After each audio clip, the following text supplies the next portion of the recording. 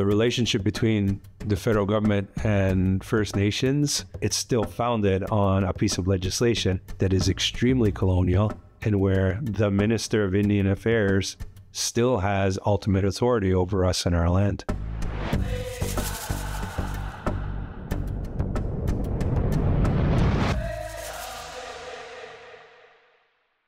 The Indian Act is federal legislation that shapes the relationship between the Government of Canada and Indians, who are now known as First Nations. The Indian Act was introduced in the 1800s as a piece of legislation that was essentially meant to, and effectively does, govern really every aspect of First Nations life. I don't think there's any kind of other piece of legislation in Canada that really has any parallel, which has really kind of been used for over 150 years to define a relationship. A lot of the colonial statutes and policies and laws that were in place at the time to structure that relationship between the First Nations and the British government were consolidated in the mid-1800s into a single act. When Canada became a country, it became the Indian Act. The Indian Act had several objectives, but its main purpose was to control First Nations and forcibly assimilate them. This is evident when you look at the legislation it's based on. 1755, British officials created the first Indian Department to manage their relationship with Indian nations. 1763, in the Royal Proclamation, where King George III claimed North America as a British territory, he also stated that Indian lands could only be acquired by settlers if first ceded to the Crown. 1850, the Act for the Better Protection of the Lands and Property of the Indians in Lower Canada introduced early legal definitions of who qualified as an Indian. 1857, the Gradual Civilization Act encouraged Indians to enfranchise, meaning to give up their Indian status. 1867, Canada became a country and assumed jurisdiction over Indians and lands reserved for the Indians. 1869, the Gradual Enfranchisement Act aimed to forcibly assimilate Indians by removing Indian status from women who married non-Indian men. 1876, the Indian Act came into power and consolidated previous laws respecting Indians, continuing the goal of enfranchisement, the management of Indian reserves and monies, and setting rules for the Chief and Council government structure. Colonial minds came in and said we can't have First Nations operating on completely different principles in our territory than the ones that we're trying to promote: white supremacy, patriarchy, capitalism.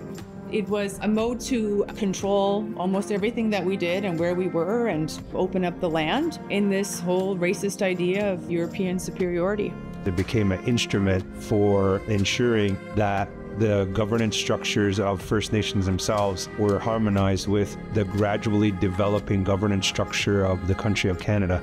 Once the Indian Act was established as law, it became increasingly more oppressive, which is evident when you look at some of the early amendments.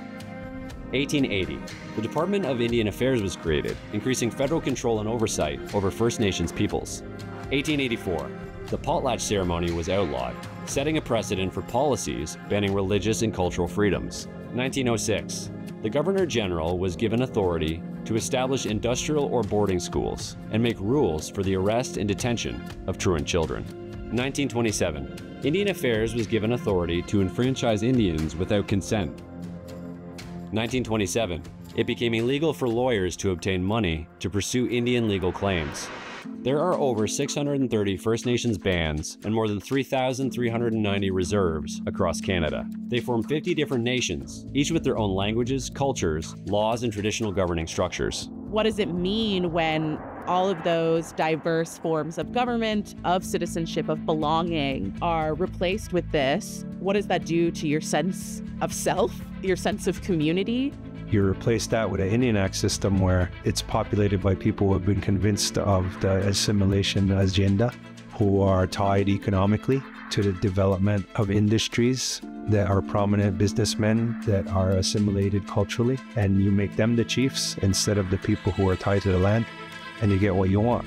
Now the native people in a lot of situations don't have an alternative, and therefore they're dependent on this system. Due to First Nations advocacy, the Indian Act was amended in 1951 to remove some of the more oppressive laws. But at the same time, the government established an Indian registrar to enforce stricter rules on Indian status. And despite numerous amendments since, the Indian Act is still problematic, not only for what's in it, but also because of what's missing from it. Social assistance, housing, child welfare, policing, like all of these, what we now see as essential services. There's absolutely nothing in the Indian Act at all on any of those. Water as well, emergency, infrastructure, nothing. Neither the federal government nor the provinces wanted to have to provide these services to First Nations. It has allowed both governments sometimes not to provide the service at all, or to provide a much more watered down, inadequate version of the services that other people rely on. Not to mention, the Indian Act disempowered First Nations governments, stripping them of the authority and resources required to provide adequate social services for their citizens. Yet repealing the Indian Act may not be as easy as it sounds. 1969, Prime Minister Pierre Trudeau and his Minister of Indian Affairs, Jean Chrétien, introduced the White Paper on Indian Policy, aiming to abolish the unique legal relationship between First Nations and the federal government by repealing the Indian Act, dismantling reserves, and ending treaties. This proposal was met with significant resistance from First Nations leaders across the country, sparking a new era of First Nations political organizing and advocacy in Canada. Indigenous people saw this for what it was an attempt to assimilate us, and so they fought to keep the Indian Act in place. We will use every tool in the toolbox in order to assert our rights and to continue existing, and if that includes having to use Canada's system of law for whatever advantage we can, we do. And I think that that is a real beautiful part of how we continue to fight colonization. First Nations' vision, of course, of self-government is of them controlling their own land by their own laws to live out their own culture with their own priorities. Canadian government may say that it is giving up the assimilative objective, but it still is quite intent on maintaining the basic level of control it has over so-called Indian lands and the membership of people in Indian communities and of the types of government that Native people can have to run their own affairs. The Indian Act has also interfered with First Nations' right to self-government and the right to set their own citizenship rules. In fact, current Indian Act provisions on status risk the legislative extinction of Indians unless amended. Until 1985, the provision that if a First Nations woman married a non-First Nations person, they would lose status, their children would lose status. It's not just holding a card. It's the right to live in a community. It's the right to vote in a community, to be a part of that community in really every active sense. And so the Indian Act for many, many years and many generations dispossessed Indigenous women deliberately. In the 1980s, Sandra Lovelace Nicholas won her case at the United Nations Human Rights Council, condemning Canada for removing Indian status from women who married non-Indian men. In response, Canada enacted the Bill C-31 Amendment in 1985, restoring status to women who had married out. But unlike the children of men who had married out, the children of these women received only half status, diminishing their ability to pass status on. The amendment also introduced what's known as the second generation cutoff rule, meaning the loss of status after 2 generations of marrying out, continuing the agenda of forced assimilation. One of the things that the Indian Act has done by its definition of status has made us be seen as a race. We're not a race, we're a people. And people belong to a group based on things like acceptance, but also loyalty and fidelity to the group and sharing the same sort of values of the group. But if we only go to ancestry and blood, we are playing into a system that sought to purposely racialize us for the purposes of our extinguishment. As bad as the Indian Act is, it should be understood within the larger policy context. Federal and provincial governments have implemented other laws and policies designed to oppress, dispossess, control, and eliminate First Nations, including the illegal pass system, which confined First Nations to reserves, the 60 scoop forced adoptions, the establishment of Indian residential and day schools, and Indian hospitals, where many children were taken. There were forced relocations of communities, forced sterilization of women, and starvation policies, particularly on the prairies. These laws and policies have been recognized by the National Inquiry into Missing and Murdered Indigenous Women and Girls as constituting historic and ongoing genocide. We're going to have to unlearn the ways that the Indian Act has affected our sense of self, our sense of community, talk about things like patriarchy, relearn what our governance systems looked like, think about citizenship in a more fulsome way than the Indian Act has allowed us, so that when we do win in those court battles, when we do dismantle the Indian Act, we are able to put something in its place that is actually meaningful and worthwhile and representative of who we are as a people. We don't want to just replace the Indian Act with another framework for dependency.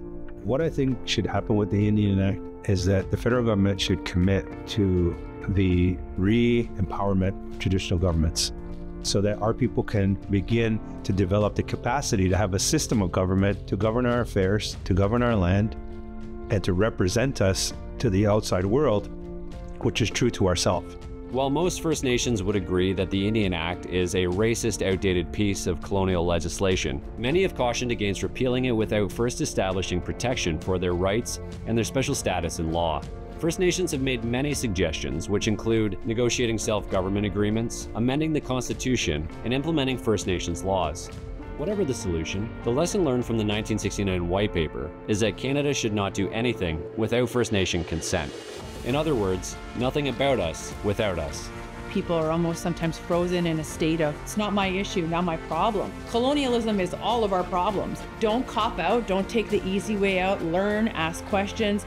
Reconciliation does take everybody. You can say all you want about reconciliation, you can say all you want about decolonization, but that act is still enforced every single day.